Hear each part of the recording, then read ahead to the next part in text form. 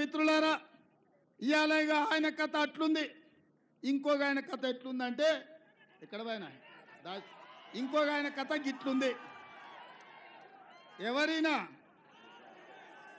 మనకు సోనియమ్మ బయ్యారం ఉక్కు కర్మాగారం ఇచ్చింది ఖమ్మంలో, మనకు సోనియమ్మ వరంగల్లో కాచిపేట రైల్వే కోచ్ ఫ్యాక్టరీ ఇచ్చింది, మనకు సోనియమ్మ ఆదిలాబాదులో గిరిజన యూనివర్సిటీ ఇచ్చింది, మనకు సోనియమ్మ రంగారెడ్డి జిల్లాలో ఐటీఐఆర్ కారిడార్ ఇచ్చింది, మనకు సోనియమ్మ మహబూబ్నగర్లో పాలమూరు రంగారెడ్డి ఎత్తిపోతల జాతీయ ప్రాజెక్ట్ ఇచ్చింది, మనకు సోనియమ్మ నల్గొండలో ఐఐటి ఇచ్చింది, మెదక్కు ఐఐఎం ఇచ్చింది.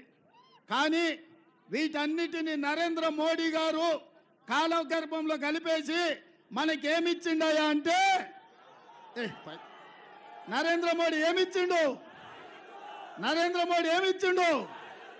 మన దుబ్బాకల ఆదోర కూడా ఢిల్లీ నుంచి మోడీ నుంచి 100 కోట్లు తెస్తా అంటే ఆదోర కూడా దుబ్బాకల పట్టం కట్టిండ్రు. దుబ్బాక రైతులకు, దుబ్బాక నిరుద్యోగ యువకులకు ఏమిచ్చిండయా? ఢిల్లీ దొర గిదే ఇచ్చిండు, దుబ్బాక దొర కూడా గిదే ఇచ్చిండు. నేను అడుగుతున్నా, వాడు పోతే వీడు, వీడు పోతే వాడు, తాత పోతే అల్లుడు, అల్లుడు పోతే మనవడు, మనవడు పోతే వాళ్ళ సుట్టపోడు. ఈ చంద్రశేఖర్ రావు, ఈ హరీష్ రావు, ఈ రఘునందన్ రావు, ఈ తారక రామారావు వీళ్ళ కోసమేనా ఈ ప్రాంతం ఉన్నదని నేను అడుగుతున్నా. పేర్లు మాత్రమే వేరు, రంగు మాత్రమే వేరు, వీళ్ళ రుచి వాసన ఒక్కటే, వీళ్ళ ఆలోచనలు ఒక్కటే. పొద్దుపూట 2 పార్టీలు, రాత్రిపూట ఒకటే పార్టీ. పొద్దుపూట మనకు చూడడానికనే 2 పార్టీలు, రాత్రిపూట మాత్రం ఒకటే పార్టీ. ఇవాళ ఆ రావైనా ఈ రావైనా ఏ రాయి అయితే ఉందా తల వల కొట్టుకోవడానికి? ఈ రావులు అవసరమా? మీరు ఒక్కసారి ఆలోచన చేయండి. అందుకే ఇవాళ మిత్రులారా, ఇవాళ నేను ఒకటే మాట చెప్పదలుచుకున్నా, ఈ వేదిక మీద నుంచి మాట ఇవ్వదలుచుకున్నా. నీలం మధు ముదిరాజు నీడ గెలిపించండి.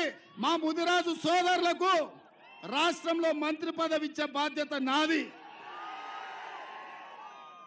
బీసీ-డి గ్రూప్ నుంచి మీకోసం కొట్లాడి సుప్రీంకోర్టు నుంచి బీసీ-డి గ్రూప్ నుంచి ముదిరాజులను ఏ గ్రూపులకు తెచ్చే బాధ్యత నీలం మధు తీసుకుంటాడు. మా యాదవ సోదరులకు మొన్నటికి మొన్న అనిల్ కుమార్ యాదవ్ను 10,000 కూడా ఖర్చు లేకుండా ఆ పైసలు కూడా పార్టీ కట్టి రాజ్యసభ ఇచ్చి ఢిల్లీకి పంపించినాం. మా మిత్రుడు పొన్నం ప్రభాకర్ గౌడును రాష్ట్ర మంత్రివర్గంలో తీసుకున్నాం. మా సోదరుడు మహేష్ కుమార్ గౌడును ఎమ్మెల్సీగా చేసినాం, వర్కింగ్ ప్రెసిడెంట్ను. అక్క కొండా సురేఖమ్మ మా నేత కార్మికురాలు, మా అక్కను ఇవాళ మంత్రిగా చేసి మీ మెదక్ జిల్లాకు ఇన్ఛార్జిగా పెట్టినాం. ఈ పార్టీ దామోదర్ రాజు నరసింహ గారు ఒక మాదిగ బిడ్డ, ఆనాడు ఉమ్మడి రాష్ట్రంలో ఉప ముఖ్యమంత్రి, ఈరోజు రాష్ట్రంలో అత్యంత కీలకమైన వైద్య ఆరోగ్య శాఖ మంత్రి.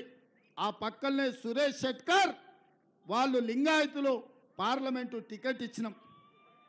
ఇంతకంటే సామాజిక న్యాయం కాట శ్రీనివాస్ గౌడ్కు పటాన్ చెరువులో మధును కాదని టికెట్ ఇచ్చినాం. అవునా? ఆయనలో మధుకు న్యాయం చేయలేకపోయినామని నేనే మధును పిలిపించి సోనియమ్మతో మాట్లాడి ఆనాడు న్యాయం చేయలేకపోయినాం. ఈనాడు ఎంపీ టికెట్ ఇచ్చి న్యాయం చేద్దాం, యువకుడు 30 ఏళ్ళు పేదలకు అండగా నిలబడతాడని ఇవాళ వారికి టికెట్ ఇచ్చినాం.